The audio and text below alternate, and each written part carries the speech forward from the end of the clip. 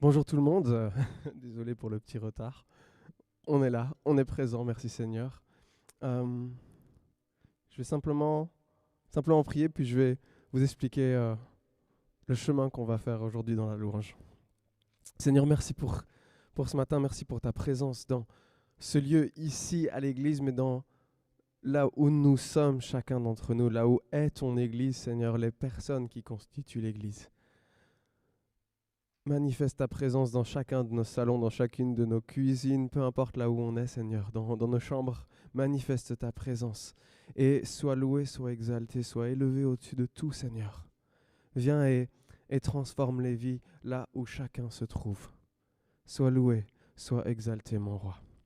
Amen. Alors, je vous ai dit, je vais vous expliquer un peu le chemin qu'on va faire, parce que aujourd'hui, les chants de louange, je les ai pris un peu comme si on racontait une histoire.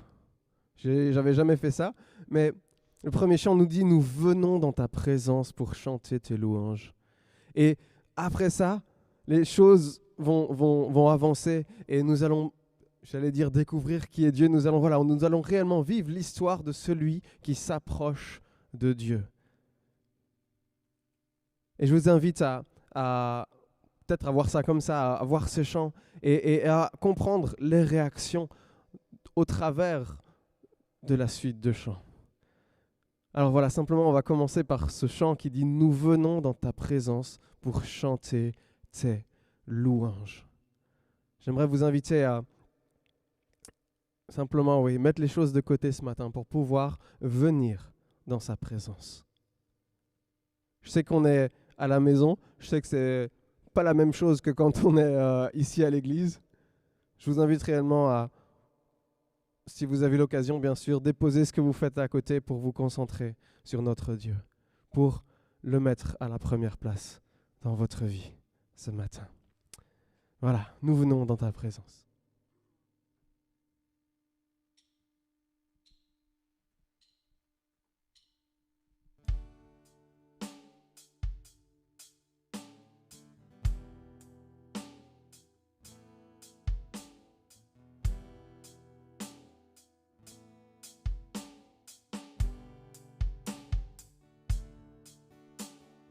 Nous venons dans ta présence, chanter tes louanges, notre reconnaissance, ce que tu as accompli. Tu nous as donné ta vie, ton amour et ta joie, la louange envahit nos cœurs passionnés. Nous venons dans ta présence, chanter tes louanges et notre reconnaissance de ce que tu as accompli. Tu nous as donné ta vie,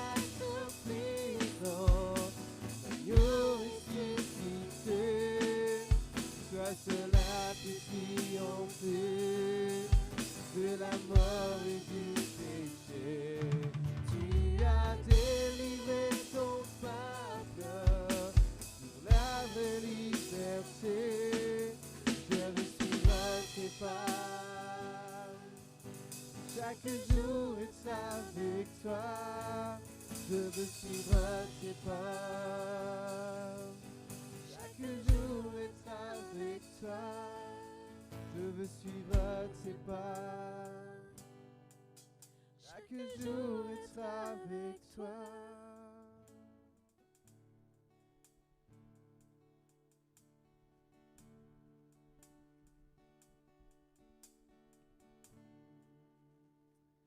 Et alors que nous rencontrons Dieu, les visions dans la Bible nous parlent de ces prophètes, de ces gens tellement qui disent qu'ils sont dans le ciel. Et là, qu'est-ce qu'ils entendent? Ils entendent les anges chanter « Saint est le Dieu Tout-Puissant, Saint, Saint, Saint est le Seigneur.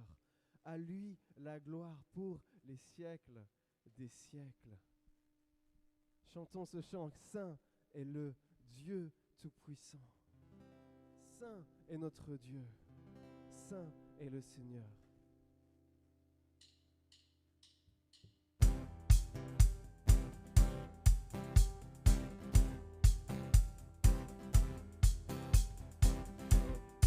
Le Dieu Tout-Puissant, Saint est le Dieu Tout-Puissant, Saint est le Seigneur, le Tout-Puissant. À toi la gloire et l'honneur, la puissance et la force, digne de recevoir toutes nos louanges. Saint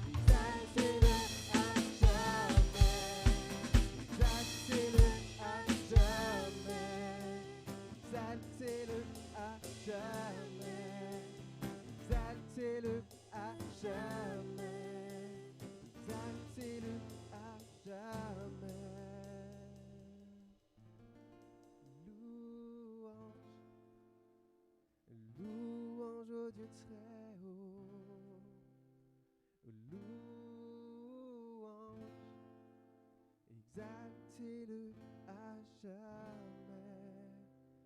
Alors Église Ducle, Église apostolique Ducle, j'aimerais t'inviter à joindre ta voix à celle des anges. On va rechanter louange, louange au Dieu très haut. Joins ta voix à celle des anges, ceux qui à jamais proclament, exaltent leur Dieu. Louange, louange au Dieu très haut. Louange, exaltez-le à jamais. Louange, louange au Dieu très haut. Louange, exaltez-le à jamais.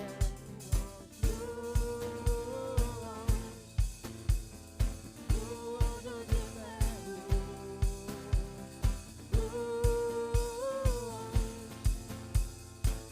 Exaltez-le à jamais.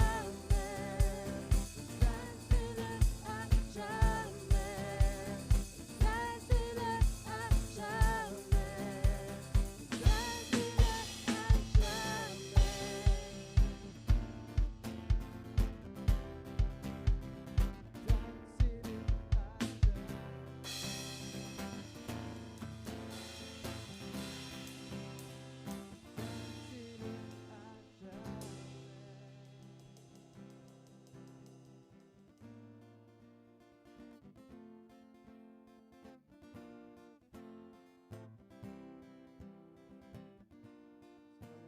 Élever nos louanges. Nous voulons t'exalter à jamais. Nous voulons t'élever. Nous voulons te voir, te glorifier, Seigneur. Viens et manifeste-toi. Manifeste-toi alors que nous élevons nos voix vers toi. Alors que nous élevons nos cœurs vers toi. Ô Seigneur, manifeste-toi. Manifeste-toi.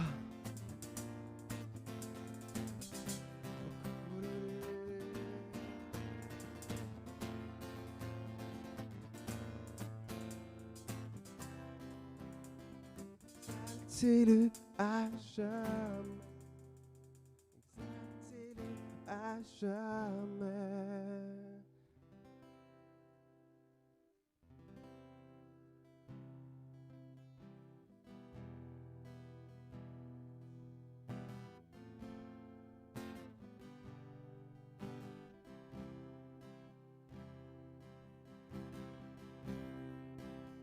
On veut l'exalter à jamais. Parce qu'il est digne. Il est digne, notre agneau de Dieu. Digne es-tu. Digne es-tu, agneau de Dieu. Digne es-tu, agneau de Dieu. Tous les anges ensemble acclame la puissance de ton nom. Digne es-tu, agneau de Dieu. Digne es-tu, agneau de Dieu. L'univers entier proclame la beauté de ton saint nom. Dieu de gloire, je t'adore.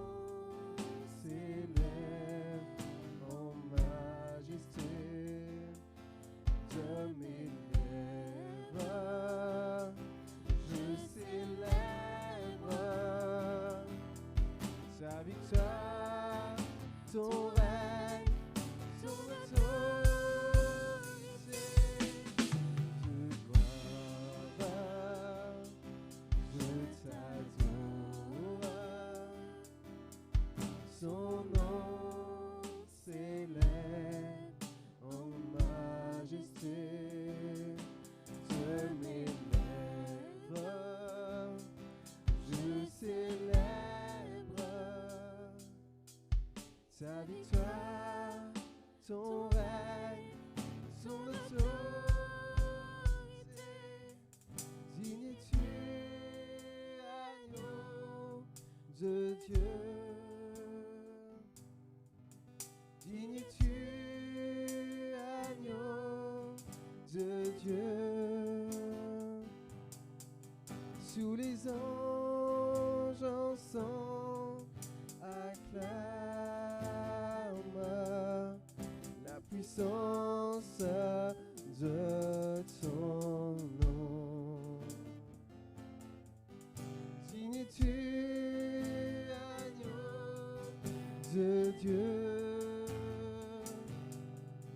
Digne tu, agneau de Dieu. L'univers entier proclame la beauté de ton saint nom.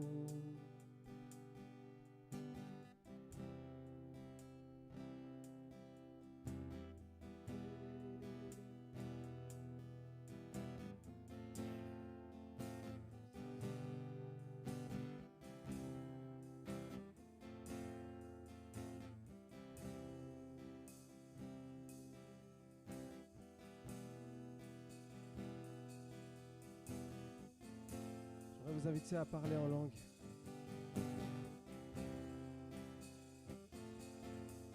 Ceux qui ont l'habitude, faites-le maintenant. Ceux qui n'ont pas l'habitude, demandez-le. On est après la Pentecôte, on a vécu cette Pentecôte d'une manière différente cette année, c'est déjà la 2e fois. Chantons, parlons en langue, parlons à notre Dieu dans la langue qui est la sienne, dans la langue du ciel. Allez-y, faites-le, n'ayez pas peur de parler à votre Père Céleste.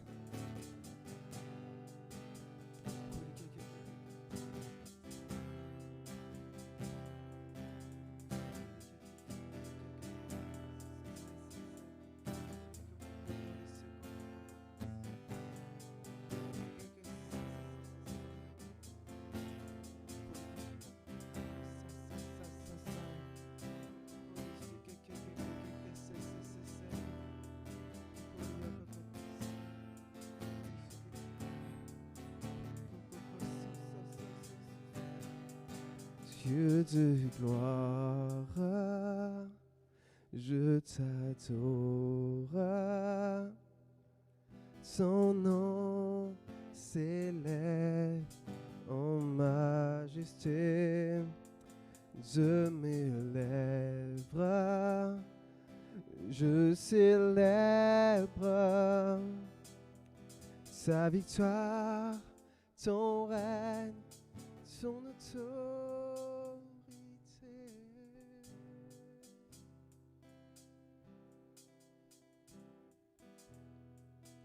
La Bible nous dit que le parler en langue nous édifie nous-mêmes.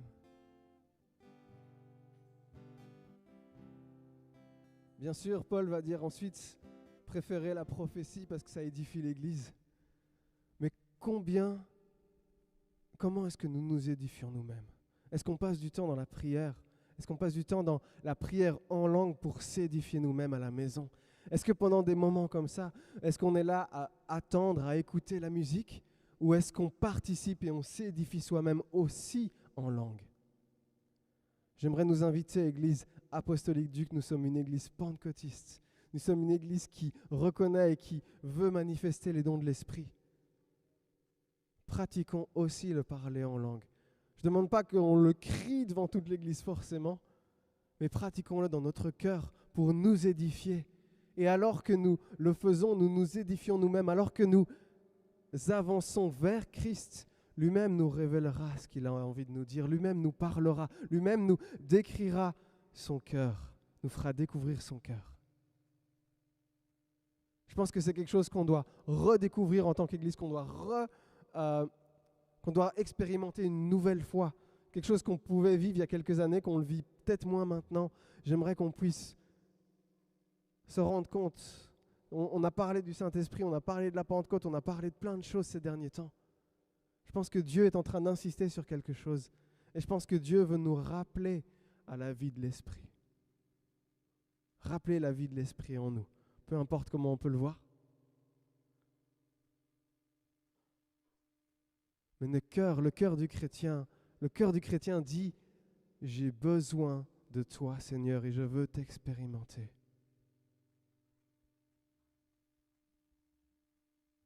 Je vous invite à ce que ça devienne une habitude, un réflexe. Pendant les moments de louange, les moments où c'est plus calme, n'attendez pas simplement le prochain chant.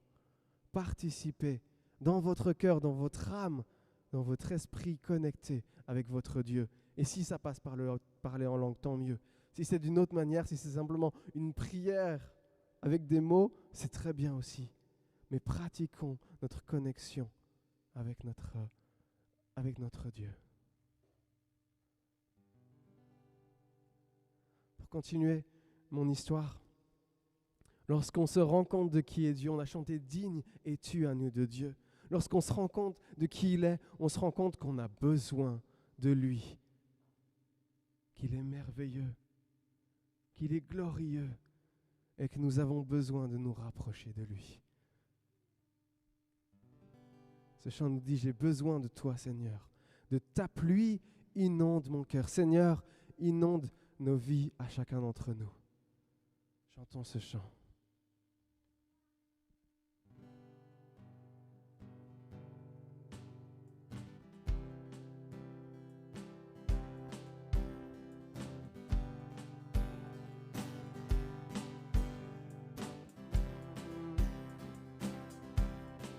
J'ai besoin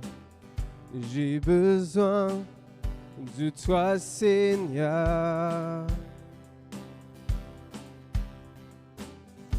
de ta pluie inonde mon cœur,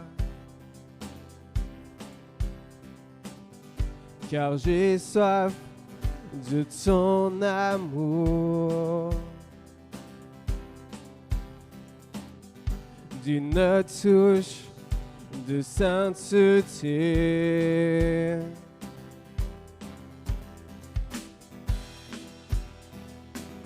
Tu es merveilleux, merveilleux.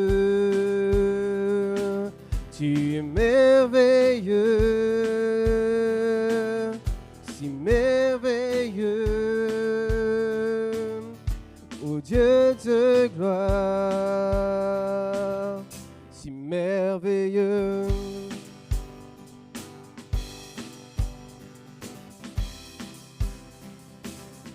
Si merveilleux.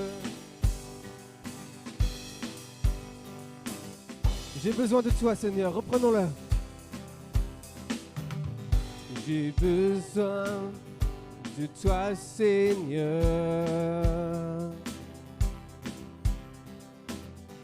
de ta pluie inonde mon cœur, car j'ai soif de ton amour, d'une touche de sainteté.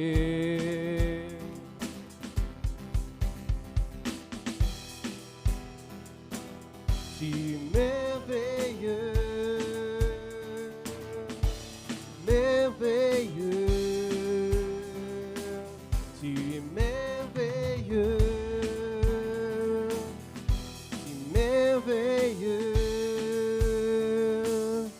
Ô Dieu de gloire, si merveilleux.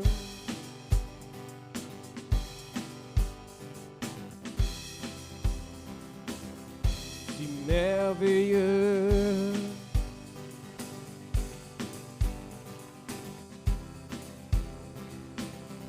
Si merveilleux.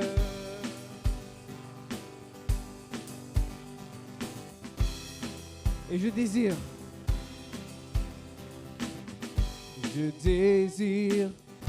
me rapprocher, son visage, je veux toucher, car je t'aime, ô mon espoir. Me voici, je suis à toi.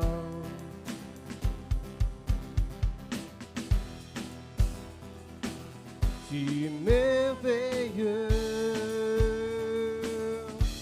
merveilleux, tu es merveilleux, si merveilleux,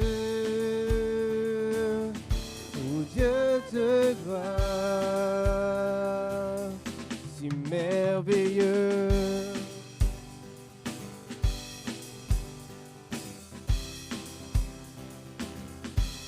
Merveilleux.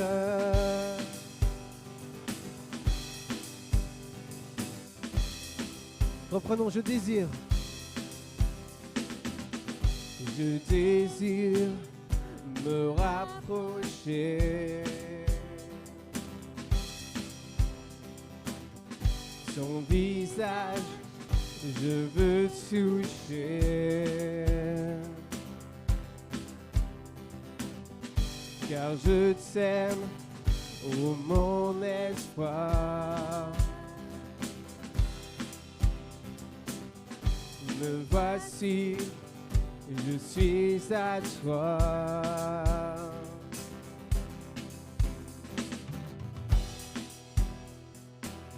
Tu es merveilleux, merveilleux. Si merveilleux, tu es merveilleux.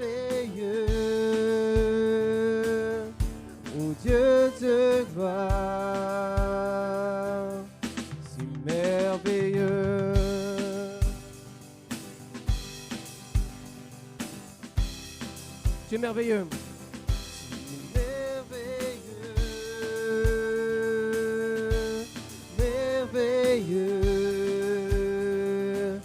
tu es merveilleux, si merveilleux. Dieu de gloire, si merveilleux.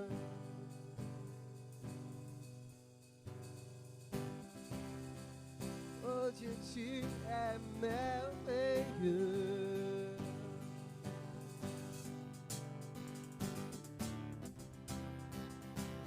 Si merveilleux.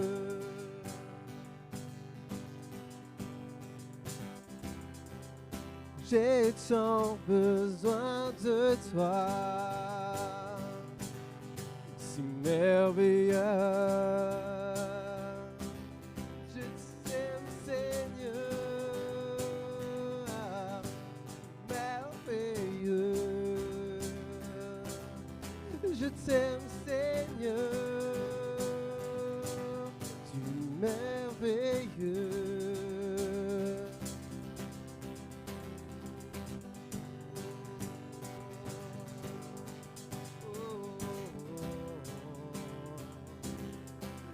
Merveilleux,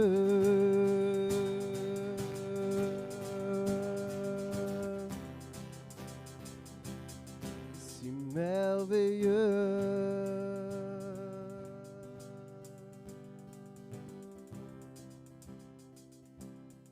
si merveilleux. Je t'aime tant, je t'aime tant. Je t'aime tant, je t'aime tant, si merveilleux. Je t'aime,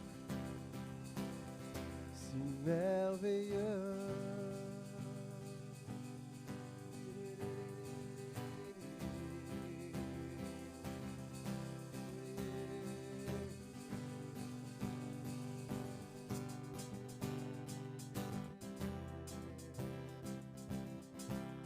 Merveilleux.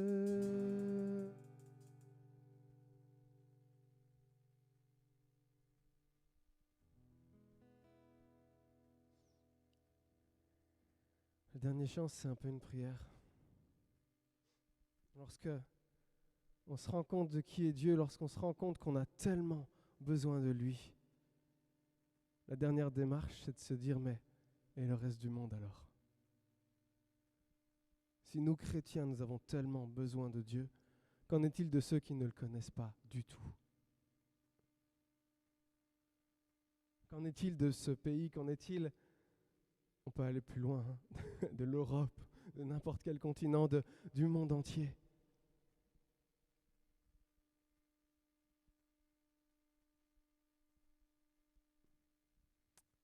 La solution que Dieu apporte, c'est sa présence, c'est son esprit.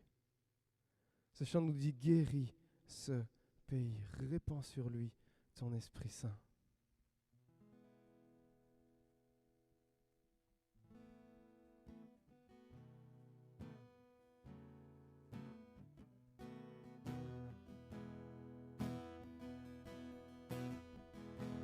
Montre-nous aujourd'hui ta puissance.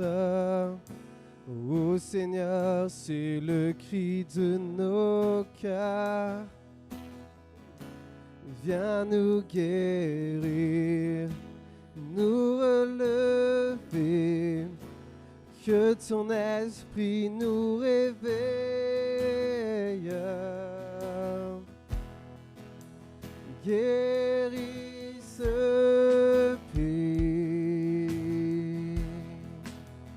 guéris ce pays,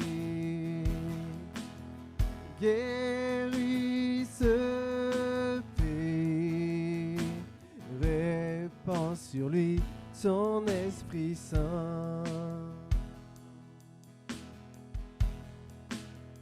Son esprit. Son esprit, tel un flot, se rapproche, prêt à recouvrir tout ce pays,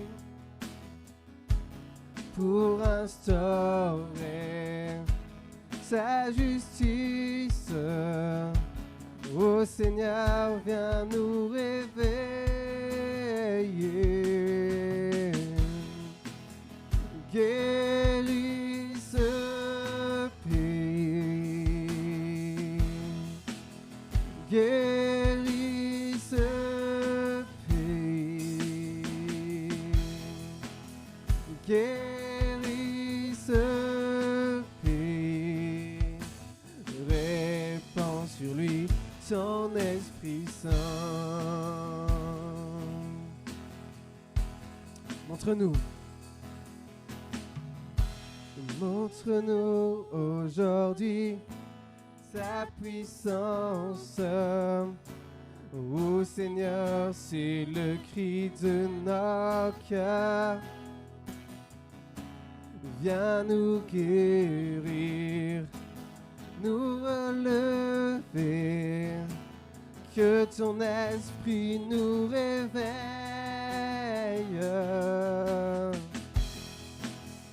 Guéris ce pays, guéris ce pays, guéris ce pays, répands sur lui ton Esprit Saint. On guérit ce pays comme une prière. Guéris ce pays, guéris ce pays. Nous avons tant besoin de toi. Guéris ce pays, répands sur lui ton Esprit Saint. Guéris ce pays, guéris ce pays, guéris ce pays, répands sur lui son Esprit Saint.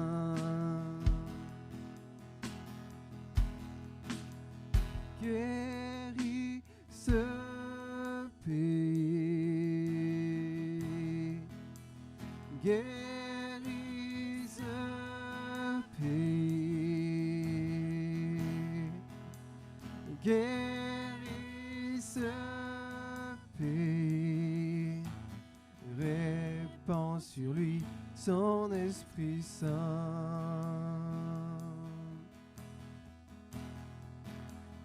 Guéris ce pays, guéris ce pays, guéris ce pays, répand sur lui son Esprit Saint.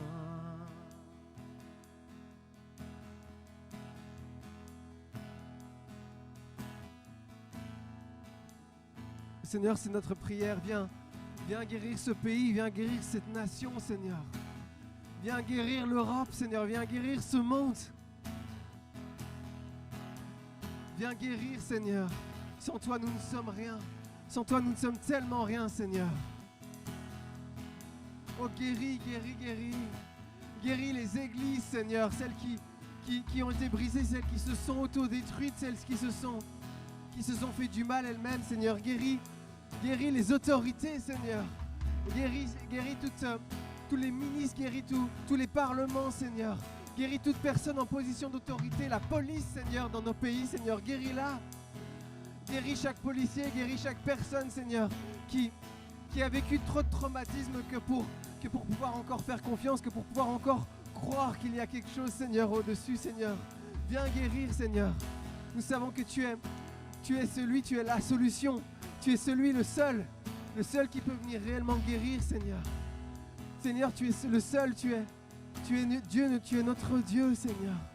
Viens guérir, guéris ce pays, Seigneur. Guéris ce pays, Seigneur. Guéris ce pays. Guéris, Seigneur, les institutions, Seigneur. Oh là là là, coco,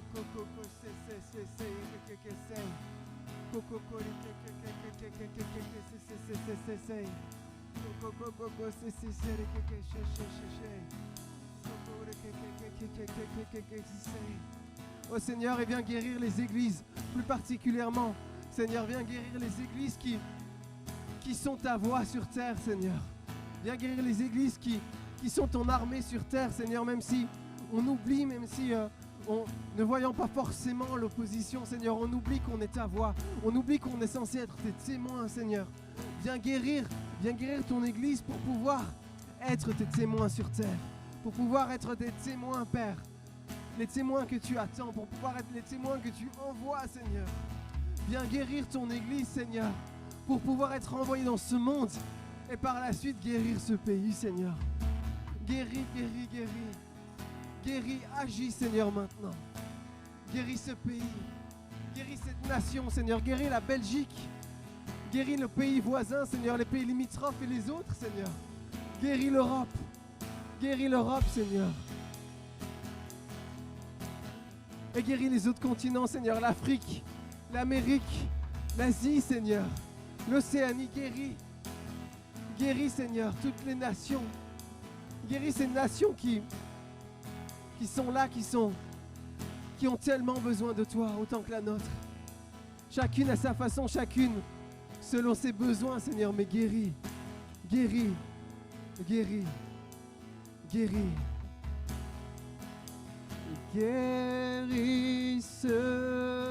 pays. Guéris ce pays. Guéris ce pays. Répand sur lui son Esprit Saint.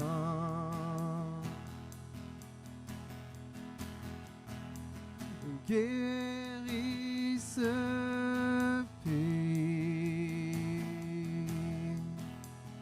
Guéris ce pays. Guéris ce pays. Répand sur lui son Esprit Saint.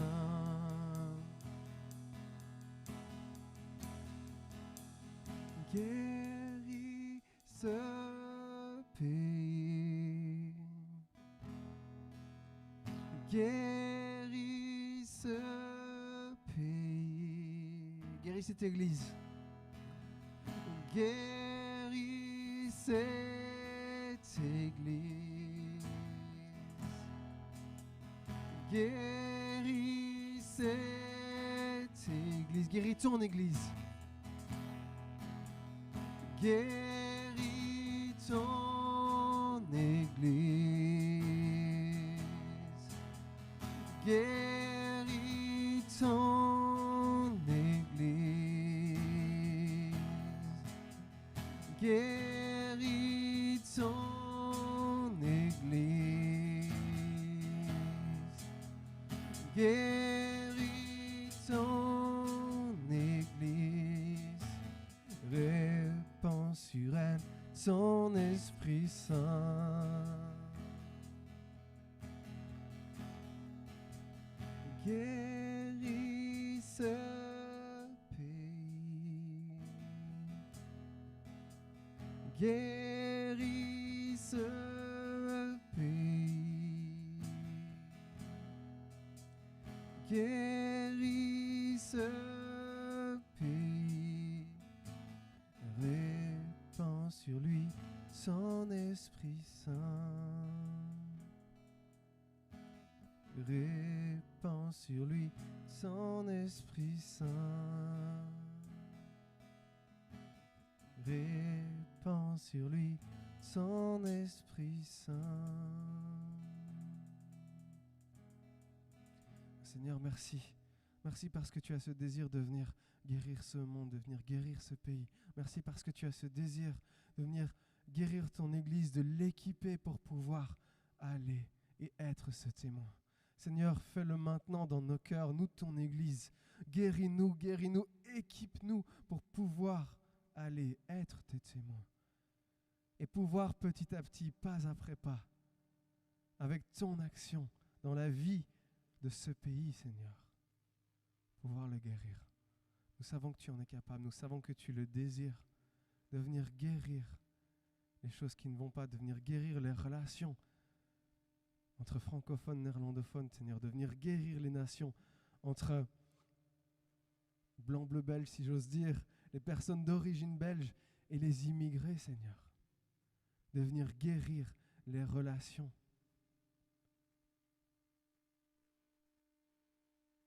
entre humains, mais aussi entre humains et Dieu. Viens guérir ce pays maintenant, viens guérir l'Europe, viens guérir le monde. Guéris ce pays. Amen.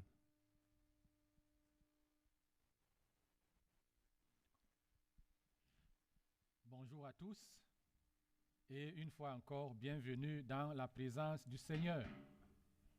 Comme nous l'avons entendu au début, aujourd'hui, c'est notre dernier culte de cette phase. Mais je pense que le Seigneur est bon et il est fidèle. Pour vous qui êtes connectés et qui m'écoutez,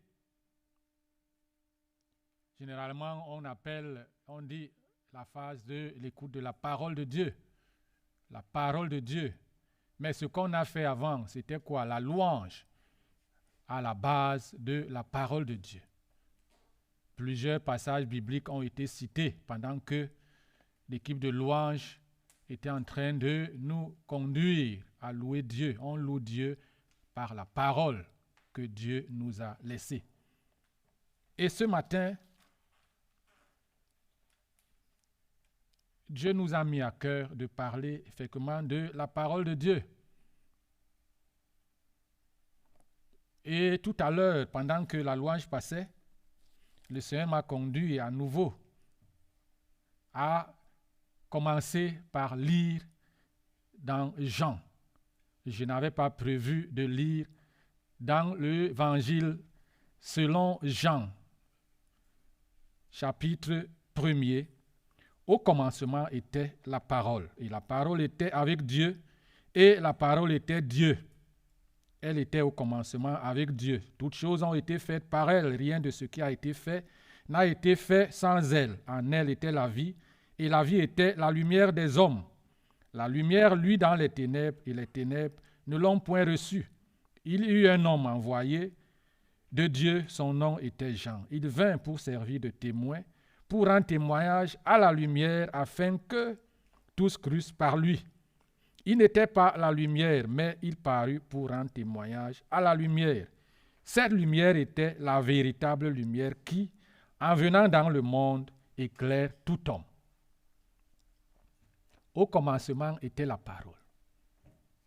Et cette parole vint pour rendre témoignage.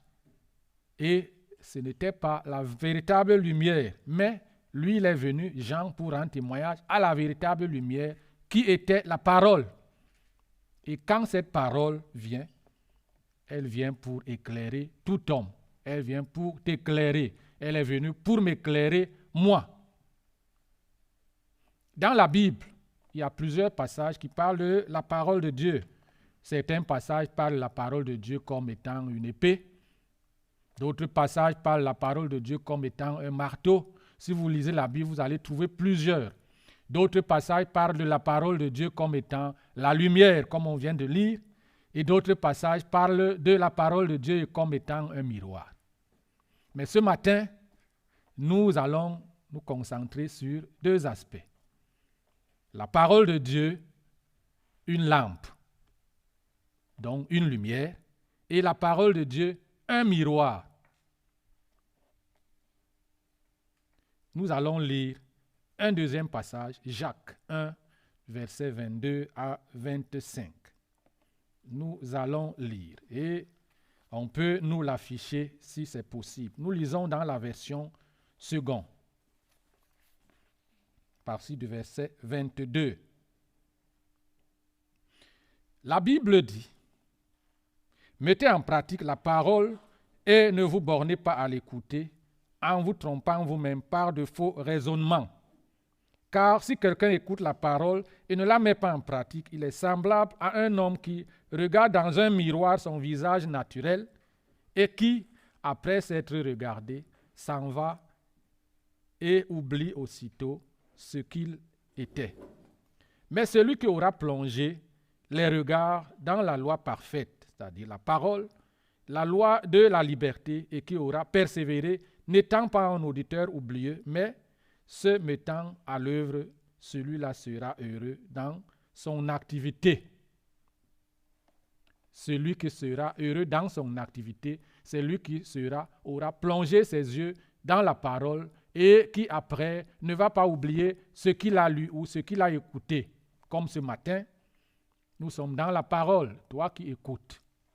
Si après cette prédication ou après cette étude, tu pars et tu oublies, tu es comme celui qui est allé le matin devant le miroir, a vu que sa cravate est mal nouée, il est parti, n'a pas arrangé sa cravate. Dieu, lorsque nous lisons la Bible, a toujours utilisé des images, des paraboles. C'est parce que il essaie de prendre des aspects de la vie pratique pour nous amener à comprendre ce qu'il veut nous dire. Ici, Jacques a également utilisé cette image du miroir pour nous amener à saisir une leçon de la vie. Quel est le rôle d'un miroir? Le miroir t'éclaire. Le miroir, est-ce qu'il coupe comme une épée? Est-ce que le miroir est une torche? Nous allons voir par la suite. Nous avons vu également que la parole, donc, comme on a dit, comme une lumière. Dans le psaume 19, au verset 9, il est dit: les ordonnances de l'Éternel sont droites, elles réjouissent le cœur. Les commandements de l'Éternel sont purs, ils éclairent les yeux. Il n'obscurcit pas les yeux, ils éclairent les yeux, donc ils permettent que je vois mieux, que je vois plus clair. Les ordonnances de l'Éternel me permettent de voir plus clair. Toujours dans les psaumes, c'est David qui parle. Il dit dans le psaume 119, au verset 105, « Ta parole est une lampe à mes pieds et une lumière sur mon sentier. » Ta parole est une lampe à mes pieds et une lumière sur mon sentier. Donc la parole, quand je suis dans les ténèbres, dans l'obscurité, la parole est claire, elle me permet de voir. Il est donc évident, lorsque nous voyons ces deux versets, lorsque mes pieds sont dans l'obscurité, la marche sera difficile.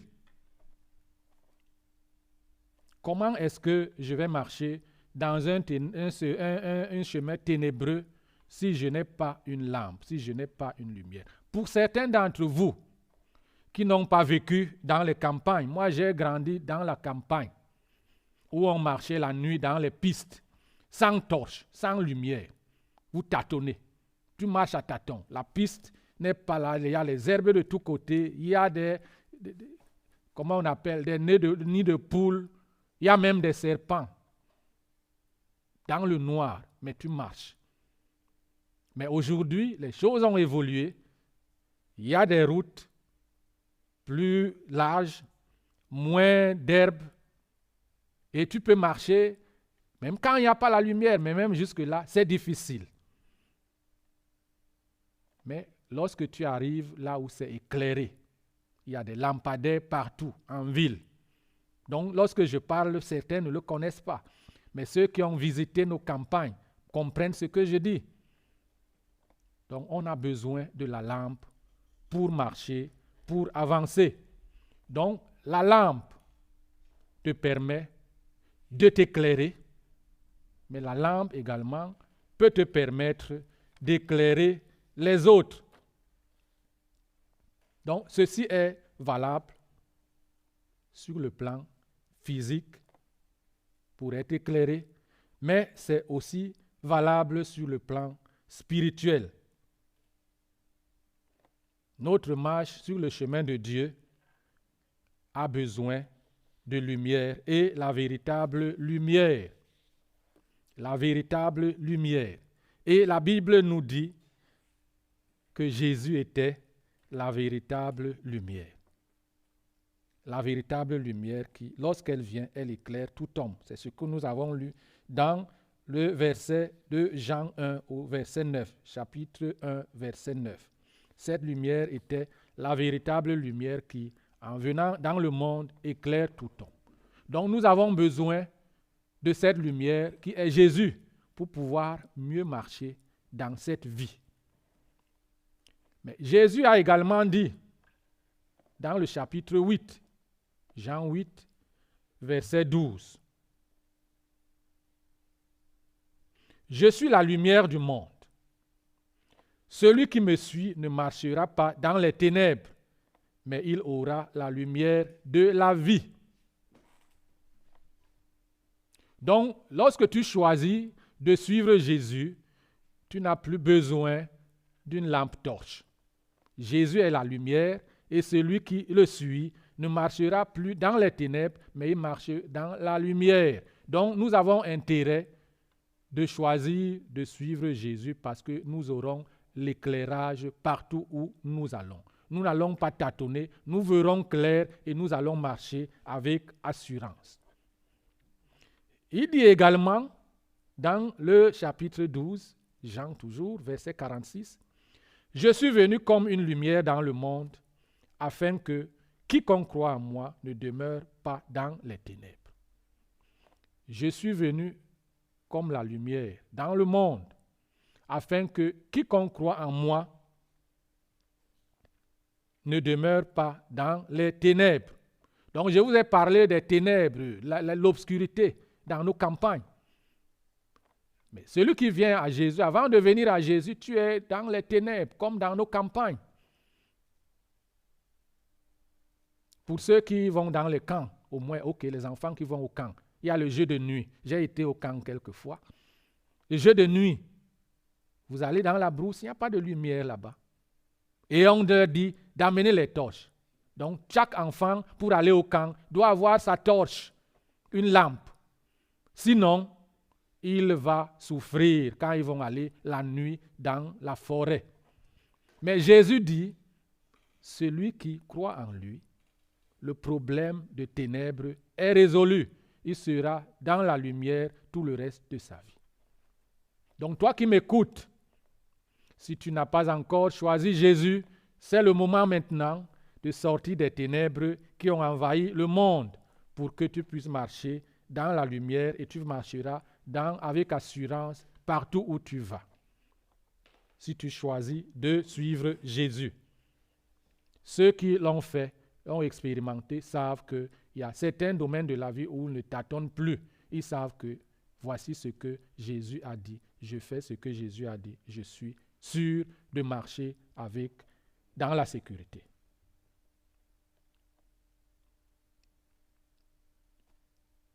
Dans 2 Samuel, nous lisons également, parce qu'il y a plusieurs passages qui parlent de la lumière. L'auteur dit qu'il n'est pas sûr de marcher loin de Dieu, il n'y a aucune assurance.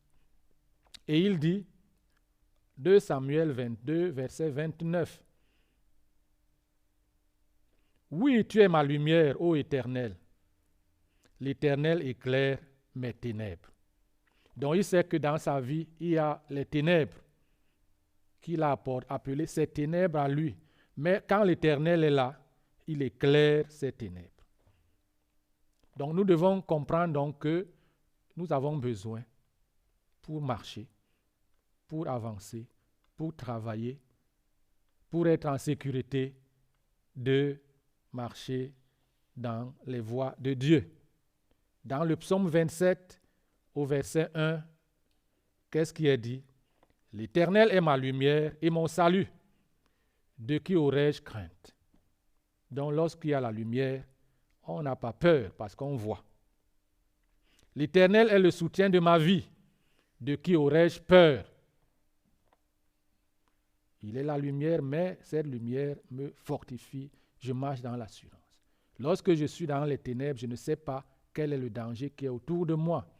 Est-ce qu'il y a un serpent, une vipère qui rampe à côté de mon pied? Mais lorsqu'il y a la lumière, je vois, je n'ai plus peur, il n'y a aucun danger. Si c'est Manu qui est à côté, je n'ai pas peur de Manu parce que je sais qu'il ne me fera pas du mal. Si c'est Tino, est-ce que j'ai peur? Est-ce qu'il peut me faire du mal? Je vois clair, je sais que celui-ci ne présente pas un danger, alors j'avance avec assurance.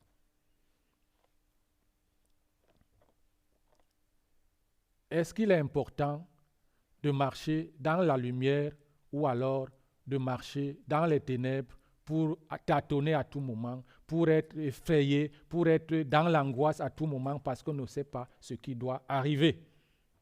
Moi, je pense qu'il est important de marcher là où il y a la lumière, d'être éclairé et d'être sûr que ce qui se passe ne représentera pas un danger pour nous.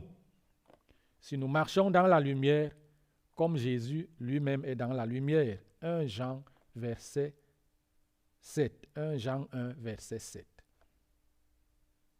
Si nous marchons dans la lumière, comme il est lui-même dans la lumière, nous sommes également en communion les uns avec les autres. Là également, la lumière nous permet de marcher en harmonie avec les autres.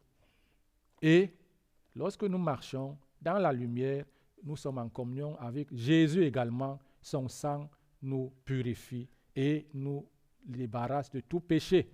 C'est pour ça que j'ai dit au début, si tu n'as pas encore choisi Jésus, c'est le moment pour toi de t'engager à le suivre.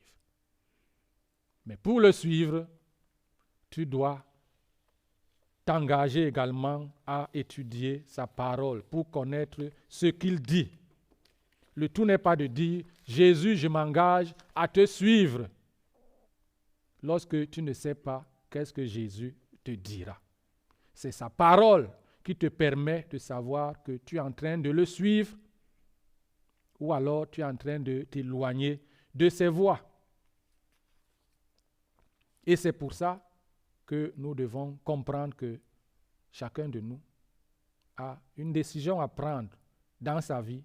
Et je pense que la plus grande décision, c'est de suivre Dieu. C'est ça qui nous permet de sortir des ténèbres. Sans Dieu, on est incapable de marcher dans l'assurance. Sans Dieu, on n'est pas dans la sécurité. Sans Dieu, on n'est pas sûr de réussir dans nos entreprises. Et dans le livre de Josué, verset 8, Josué 1, verset 8, il nous est dit, ce livre de la loi, c'est pour ça que je dis, celui qui s'engage à suivre Jésus, il s'engage également à avoir le livre de la loi, qui est la parole de Dieu, qui est la Bible, le méditer nuit et jour. Il dit que ce livre de la loi ne s'éloigne point de ta bouche. Médite-le nuit et jour pour agir fidèlement selon tout ce qui est écrit, car alors tu auras du succès dans tes entreprises. C'est alors que tu réussiras. Veux-tu avoir du succès dans tes entreprises? Veux-tu réussir dans tout ce que tu fais? La parole de Dieu est ce qui va t'aider, est ce qui va te guider. Médite-la nuit et jour et tu vas réussir. Plusieurs personnes nous ont aidés lorsque tu lis la Bible. C'est un grand livre qu'il faut étudier. C'est un grand livre qu'il faut méditer. Ils nous ont aidés parce que lorsque tu lis, toi, tu ne vas plus faire des recherches. Tu appliques et tu verras les résultats. Il dit que l'homme ne peut pas se conduire sans Dieu. Sans Dieu, tu ne peux pas te diriger. Dieu a créé l'homme, il a créé d'eau, il a créé des animaux, il a créé des oiseaux, il a créé l'univers. Et la parole de Dieu est claire que Dieu contrôle tout ce qu'il a créé et c'est lui qui permet que chacun puisse vivre, que chacun puisse fonctionner.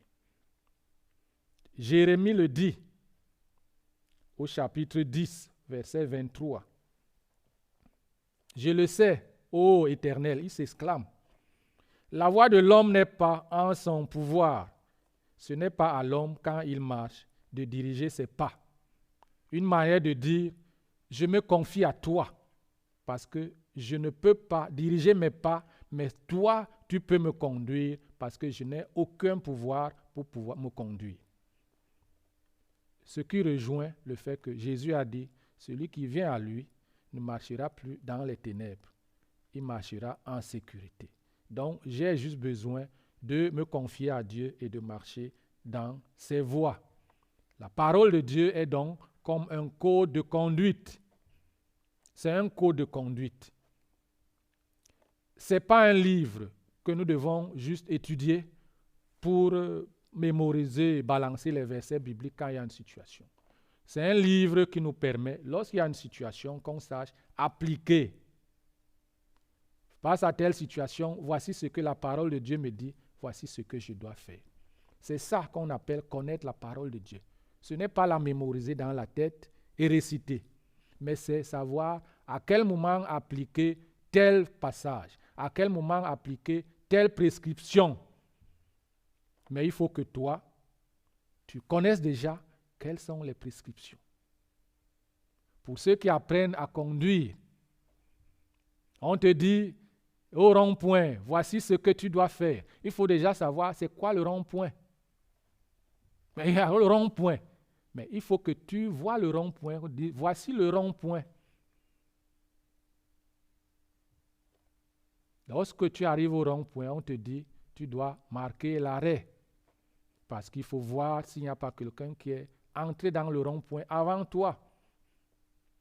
Mais si tu ne sais pas, tu es au rond-point, tu as récité, au rond-point, il faut faire ceci, ceci, ceci. Tu arrives au rond-point, tu n'appliques pas.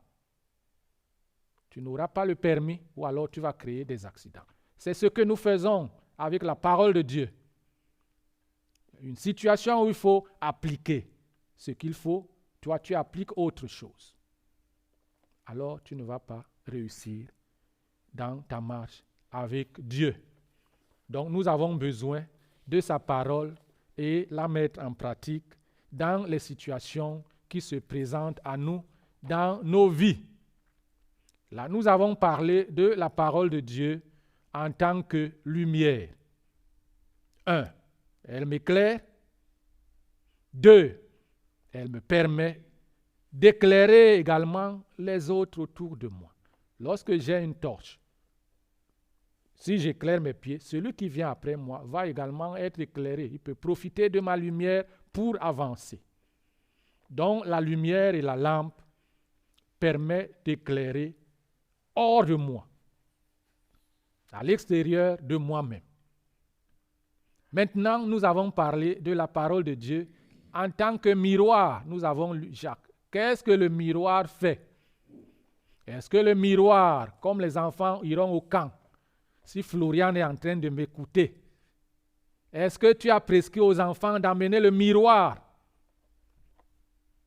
Florian n'est pas là pour me répondre. Mais je pense que non. Mais si un enfant prend son miroir, on ne va pas lui dire non, on n'a pas besoin de miroir au camp. Lui sait pourquoi il amène son miroir.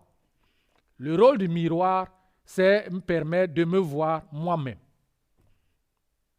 Le miroir me permet de me voir. Le miroir n'est pas là pour éclairer l'extérieur. Pour marcher dans les pistes ténébreuses, je n'ai pas besoin de miroir. Il ne va pas m'aider. J'ai besoin de la lumière d'une lampe torche pour être éclairé. Mais j'ai besoin de miroir pour voir, comme ce matin, je suis allé devant le miroir pour voir si ma cravate est bien positionnée. Supposons, dans notre société aujourd'hui, je ne sais pas à l'époque, avant la création du miroir, comment est-ce que les gens faisaient? Est-ce qu'ils s'habillaient? Est-ce que les femmes se coiffaient? Est-ce qu'elles mettaient les rouges à lèvres? Est-ce qu'elles mettaient, je ne sais pas tout ce qu'elles font. Imaginons une femme sans miroir aujourd'hui. Et même un homme, pour se coiffer.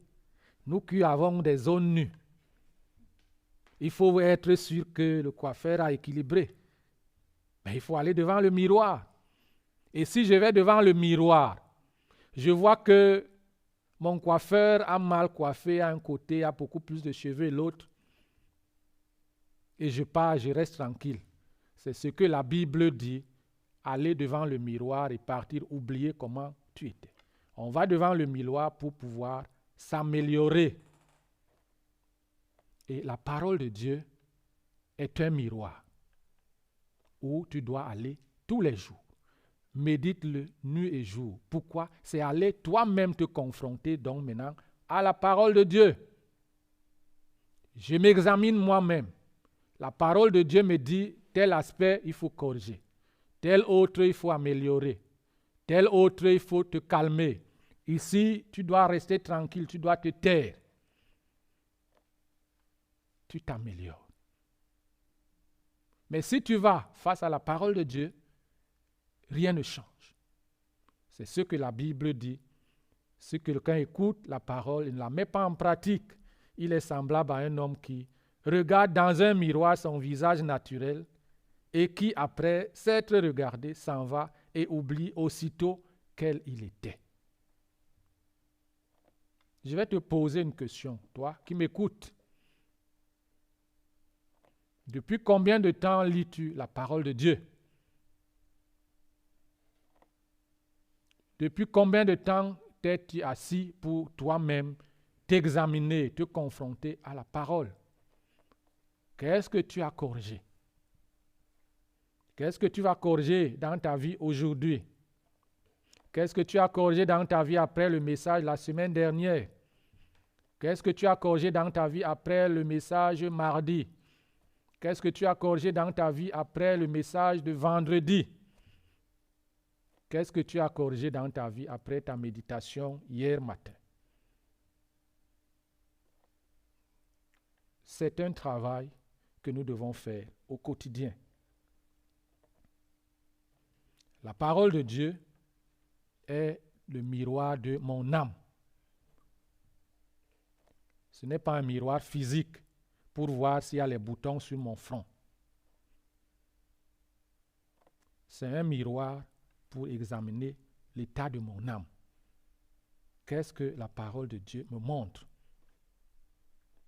Est-ce qu'il y a dans ma vie des choses qui ne cadrent pas avec Dieu? Quelle est ma responsabilité? C'est à moi de nettoyer. Ce n'est pas le pasteur qui va nettoyer ta vie. Le pasteur apporte la parole, tout comme toi-même tu peux la lire, mais lorsque tu es confronté à cette parole, c'est toi qui dois aller et l'appliquer pour ta vie. Mais lorsque tu oublies, alors rien ne va changer dans ta vie. Lorsque tu te mets également dans une position de négation, une dame qui va devant le miroir, elle voit que sa tête n'est pas bien coiffée et elle se dit, ah, je ne tiens pas compte. Je m'en fous. Ma cravate est de travers. J'ai vu, le matin, j'ai vu devant le miroir que ma cravate est de travers. Et je pars. Je viens me présenter en public avec la cravate de travers, mais les gens seront mal à l'aise. Certains ne suivront pas ma prédication, ils vont se concentrer sur « mais pourquoi il a mis sa cravate comme ça ?» Il faut que, après m'être miré, que je remette ma cravate en ordre et que je me présente devant vous étant en ordre. Qu'en est-il de toi? La négation de ce que tu as vu devant le miroir ne t'aidera pas à changer. La négation de la prédication ou de la lecture de la parole, la méditation de ta parole ne t'aidera pas à t'améliorer. Nous devons prendre au sérieux la parole de Dieu et de pouvoir à tout moment travailler pour changer. Donc, comme je l'ai dit, ton miroir te permet de t'examiner, d'examiner les parties de ton corps que tes yeux ne peuvent pas voir, mais que les autres peuvent voir. Les autres en dehors de toi peuvent voir. Le miroir te permet de voir la tête, ta tête, tes oreilles, tes yeux. Si tu trouves un homme qui voit ses oreilles, ce n'est pas un homme normal.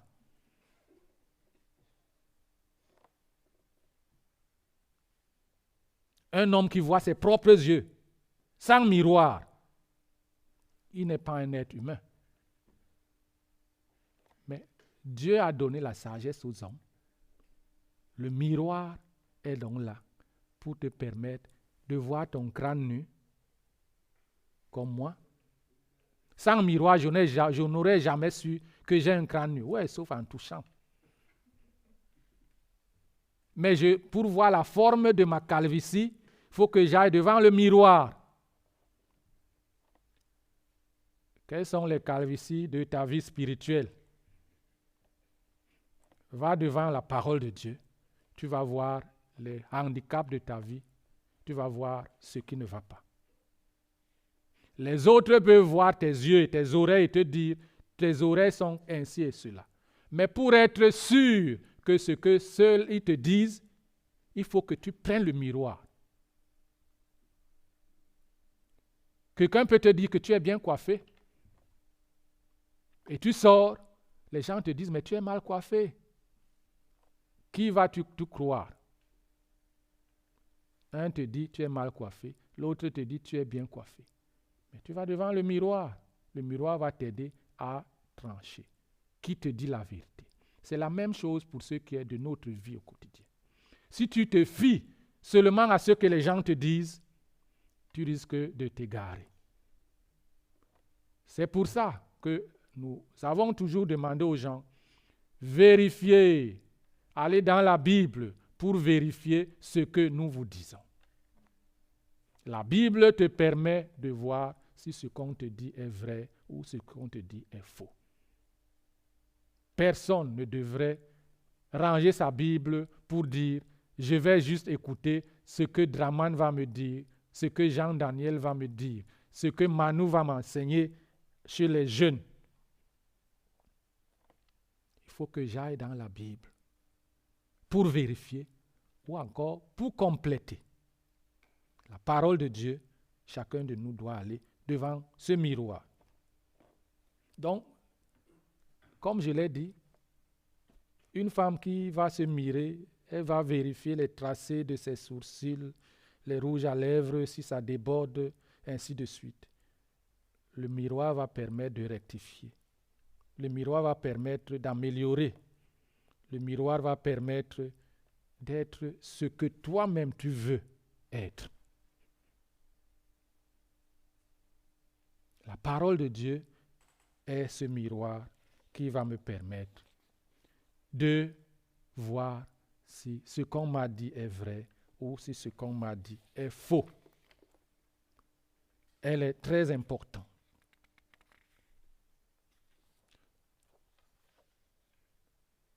Je me parle à moi-même et je m'adresse également à chacun de nous. Très humblement, le miroir me permet de pouvoir me confronter au quotidien. La lumière me permet de voir hors de moi. Le miroir me permet de voir mes fautes, mes manquements, mes erreurs. Le miroir me permet de travailler pour plaire à Dieu, pour ressembler à Dieu. Mais la lumière me permet de voir ce qui se passe autour de moi. La lumière me permet d'éclairer les autres, d'aider les autres, de voir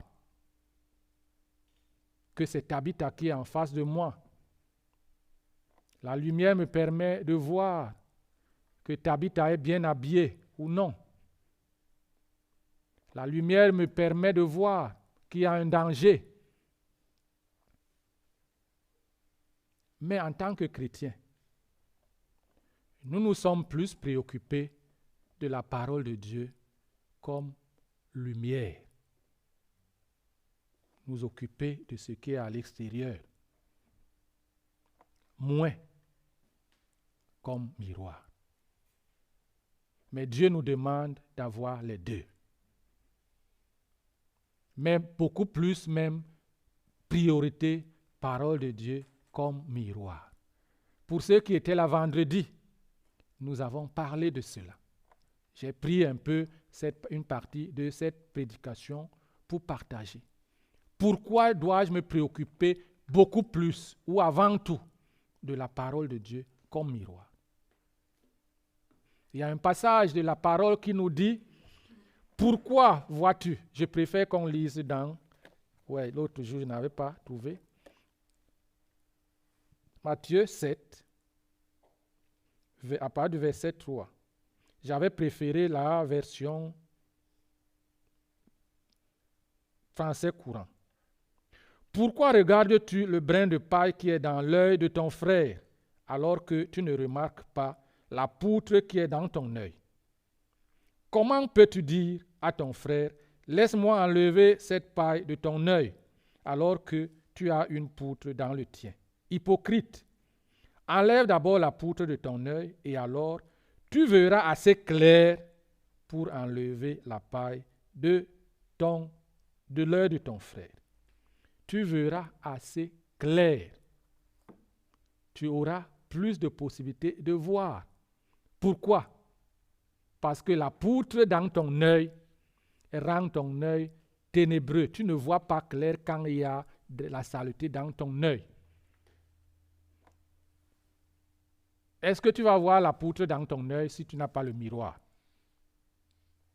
La poutre est dans ton œil, mais toi tu veux aller enlever un grain de sable dans l'œil de Floriane, la directrice des camps. Non. Déjà, la poutre t'empêche de voir. Comment est-ce que, ayant la saleté dans tes yeux, tu pourras enlever les petites saletés des yeux des autres? Première chose, je nettoie mes yeux. Mes yeux sont en bonne santé. Je peux voir plus clair. Alors, en voyant plus clair, je pourrai aider les autres. Ma première préoccupation, c'est d'être en équilibre. Alors, parce que je suis en équilibre, je peux aller aider les autres. La parole de Dieu, miroir pour enlever ce qui n'est pas normal en moi. La parole de Dieu, lumière pour voir ce qui ne va pas dans la vie des autres, et je pourrai donc aller leur porter main forte, les aider à être équilibrés.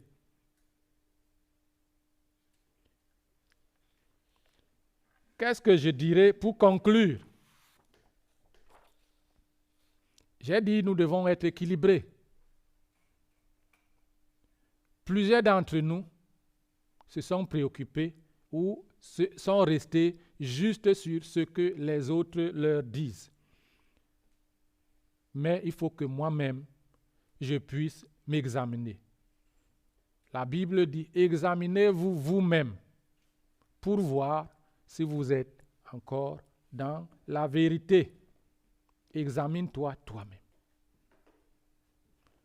Je vais lire en conclusion un témoignage. On dit qu'un missionnaire offrit à la reine d'une tribu aborigène un miroir. Elle ignorait ce qu'était cet objet. Lorsqu'elle le prit dans ses mains, elle le regarda. Elle demanda au missionnaire qui lui avait donné cette photo de sa grand-mère. Dans le miroir, elle a vu la photo de sa grand-mère, alors qu'elle se voyait elle-même. Elle ne se doutait pas de ce qu'elle voyait et que c'était le reflet de son propre visage. On dit qu'elle ne se doutait pas que c'est son propre visage. Mais le témoignage dit que ses courtisans lui disaient qu'elle était belle, jeune, splendide. Le miroir lui disait la vérité. Mais elle n'y prêta aucune attention. C'est ce que je disais tout à l'heure. Les gens peuvent te tromper, que tu es beau, tu as des beaux cheveux. Le miroir va te dire la vérité. Les gens peuvent te tromper. La parole de Dieu va te ramener à l'ordre. La parole de Dieu va te dire la vérité. Vous pouvez avoir une bonne opinion de vous-même. Vous pouvez croire aux flatteries, aux éloges et de ceux qui vous entourent, mais seule la parole de Dieu vous dira la vérité sur vous-même et vous aidera à ressembler de plus en plus au Seigneur Jésus-Christ. Certains d'entre nous confondent totalement le rôle de ceux qui leur sont proches. Ce n'est pas eux qui doivent corriger ta vie, mais c'est toi-même. C'est comme j'ai dit, certains confondent le rôle du pasteur. Le pasteur n'est pas là pour corriger ta vie. Le pasteur est là pour t'apporter la parole. Le pasteur est là pour t'apporter la lumière pour que tu vois. Mais toi, tu dois t'examiner toi-même pour pouvoir mettre en ordre ta vie. Je pense que chacun de nous, ou je suppose, ou je souhaite que chacun de nous ait reçu quelque chose aujourd'hui pour pouvoir changer sa manière de fonctionner, changer sa manière de travailler, changer sa manière de vivre la vie chrétienne. Que Dieu vous bénisse.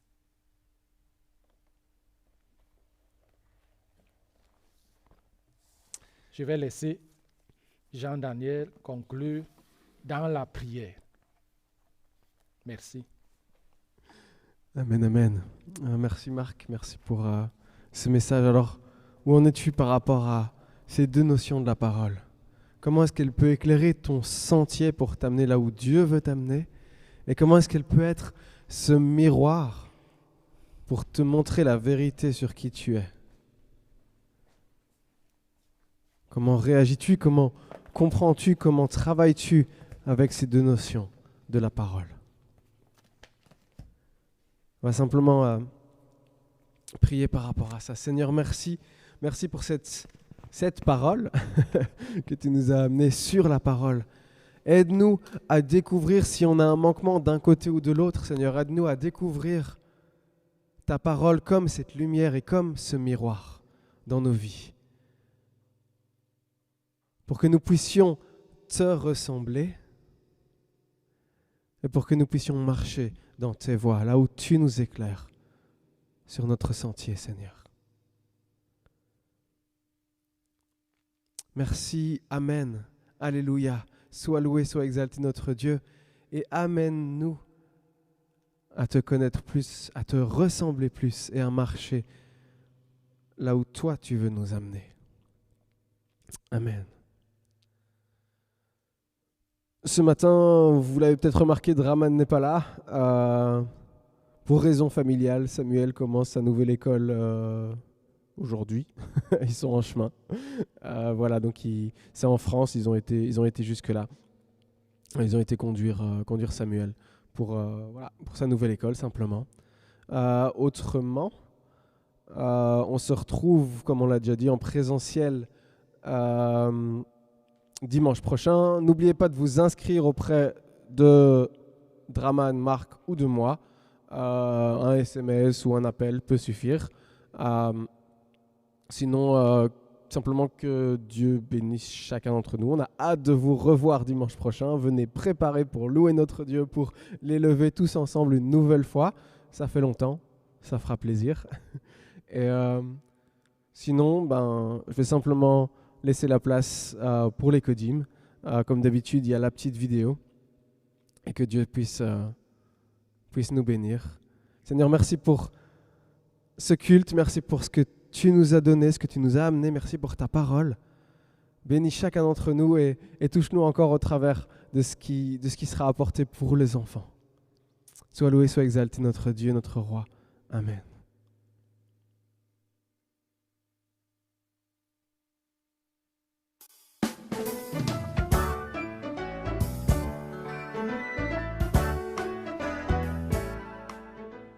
Bonjour les étincelles, j'espère que vous avez passé une bonne semaine et que vous avez tous une santé de fer, surtout qu'on va se voir bientôt. Alors, si je vous dis détermination, ça vous parle? Voyons, imaginez qu'un jour vous vouliez devenir pâtissier, ingénieur ou voire un grand footballeur. Pour ceux qui aiment le foot, bien sûr. Je suis sûre que vous allez faire tout votre possible pour réaliser ce rêve, n'est-ce pas? Justement, l'histoire d'aujourd'hui parlera de deux femmes, mais attention, pas n'importe quelle femme.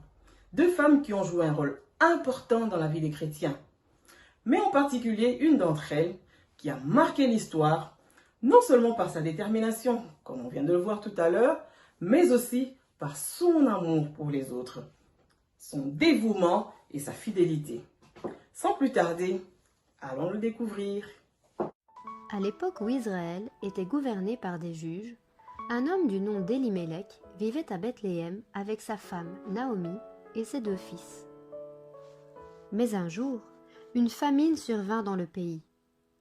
Et ils décidèrent alors de quitter Israël jusqu'à ce que la famine soit passée. Et ils allèrent vivre dans le pays voisin de Moab. Mais pendant qu'ils étaient là, Elimelech mourut. À ce moment-là, les deux fils de Naomi étaient assez grands pour prendre soin d'elle. Et quelque temps plus tard, ils épousèrent des jeunes filles moabites. L'une d'elles s'appelait Orpa et l'autre s'appelait Ruth. Et elles vinrent toutes deux vivre à la maison. Mais quelques années plus tard, les deux fils aussi moururent. La pauvre Naomi se retrouvait seule dans un pays étranger, sans mari ni famille. Mais ses deux belles filles, Orpa et Ruth, étaient braves et pleines de bonté. Elles consolèrent Naomi du mieux qu'elles purent. Mais un jour, Naomi leur dit « Je vais retourner dans mon pays, puisque la famine est terminée là-bas. Vous avez été très bonne pour moi, mais maintenant, il est temps que vous retourniez chez vous. » Mais les deux jeunes femmes s'écrièrent alors « Pas question, nous allons avec toi. »« Non, » insista Naomi, « je ne peux rien faire pour vous aider, ni pour vous rendre heureuse, alors retournez chez vous maintenant. » Orpa serra dans ses bras Naomi une dernière fois, puis elle prit le chemin du retour. Mais Ruth ne voulait pas partir. « Je veux rester avec toi, où que tu ailles. Ton peuple sera mon peuple, et ton Dieu sera mon Dieu. » Alors, elles partirent toutes deux vers Bethléem. Quand elles arrivèrent à Bethléem, tout le monde fut content de revoir Naomi. Mais à cette époque, les femmes ne pouvaient pas gagner leur vie elles-mêmes, et Naomi n'avait plus ni mari ni fils pour pourvoir à ses besoins. Mais Dieu avait donné aux Israélites des lois spéciales, afin qu'ils aident ceux qui étaient dans le besoin. Les paysans devaient autoriser les pauvres à venir dans leurs champs après la moisson pour ramasser tous les épis que les moissonneurs auraient laissés tomber ou oubliés. Et justement, lorsque Naomi et Ruth arrivèrent à Bethléem, c'était l'époque de la moisson. « Je vais aller travailler dans les champs, » suggéra Ruth. « Si je travaille beaucoup, je ramasserai beaucoup d'épis pour nous nourrir toutes les deux. » Ruth partit alors de bonne heure et choisit un champ où les moissonneurs étaient très occupés. Elle resta près d'eux toute la matinée, ramassant chaque épi égaré qu'elle apercevait. À midi, le propriétaire du champ vint voir comment se déroulait la moisson. « Qui est cette jeune fille qui ramasse des épis par là-bas ?»« C'est une étrangère de Moab, » dit l'un de ses ouvriers. « C'est la belle-fille de Naomi. » Boaz, c'était son nom, avait entendu parler de Ruth, car les nouvelles vont vite dans une petite ville. Il dit à ses serviteurs « Laissez-lui beaucoup d'épis à ramasser, comme ça elle pourra en emporter beaucoup chez elle. » Puis il s'approcha de Ruth. « Je sais que tu as quitté ton pays pour accompagner Naomi dans le pays de ton mari. Reviens travailler dans mon champ quand tu veux. Mes serviteurs seront gentils avec toi.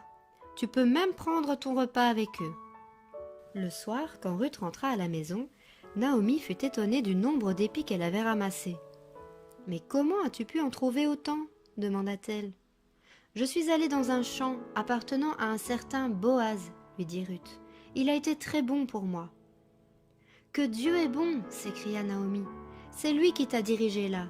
Boaz est un parent de notre famille. Tu n'auras pas de problème avec lui. » Et ainsi, chaque jour, Ruth passait ses journées à ramasser des épis dans le champ de Boaz, tandis que Naomi restait à la maison. Mais la moisson allait bientôt s'achever. Comment se débrouillerait-elle alors ? Mais Boaz n'était pas prêt à les laisser tomber. Il alla voir les gens de Bethléem. « Je ne veux pas que Noémie et Ruth restent seules. Je vais m'occuper d'elles. Je veux me marier avec Ruth. » Et bientôt, Boaz et Ruth se marièrent. Quelque temps plus tard, ils eurent un petit garçon, et ils l'appelèrent Obed. Naomi était heureuse de s'occuper du bébé. Les femmes de Bethléem vinrent la voir, disant « Dieu est bon, il a donné une nouvelle famille à Naomi, elle a de nouveau un petit garçon. » Dieu lui a donné la joie et la richesse, grâce à Ruth, sa belle-fille, fidèle et aimante.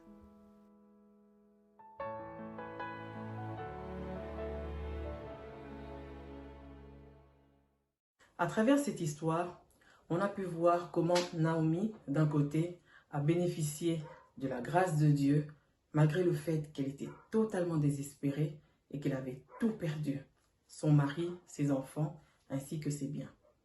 D'un autre côté, Ruth également a pu bénéficier de cette même grâce. En effet, elle a été acceptée par sa belle-mère et de ce fait entrée dans le peuple d'Israël, malgré ses origines étrangères. Mais on a vu aussi que Ruth, par son courage, sa générosité, elle a pu conquérir le cœur de Boaz. Et est devenue ensuite ancêtre du roi David, que nous connaissons certainement, et qui lui-même aussi est ancêtre de notre Seigneur Jésus-Christ. Tout ceci pour vous rappeler que même si vous êtes dans une situation difficile, désespérée, quel que soit ce que vous traversez comme problème, vous devez toujours garder une attitude à l'image de notre Seigneur. Imaginons qu'à l'école, un ami n'est pas du tout gentil avec vous, soit parce qu'il prononce des paroles qui vous font mal, soit parce qu'il vous donne des coups de pied. Évidemment, si ça va trop loin, il faut aller en parler à un adulte. Mais sinon, de votre côté, vous ne devez pas avoir la même attitude que cet ami. Au contraire, vous devez garder espoir et vous souvenir que Dieu est là et qu'il est toujours là pour vous secourir. Pour t'encourager, voilà un verset que nous allons lire tous ensemble. Psaume 37, verset 5. Recommande ton sort à l'Éternel, mets en lui ta confiance et il agira. Répétez avec moi. Recommande ton sort à l'Éternel, mets en lui ta confiance et il agira. Psaume 37, verset 5. Nous voilà arrivés à la fin de notre leçon.